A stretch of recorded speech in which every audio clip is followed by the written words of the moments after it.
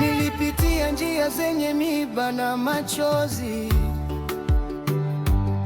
nikatafuta faraja nikakosa kwa watu,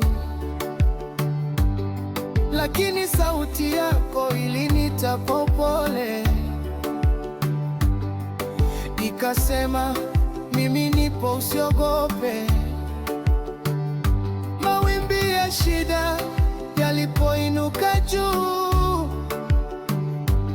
nilizani nguvu zangu zimeisha,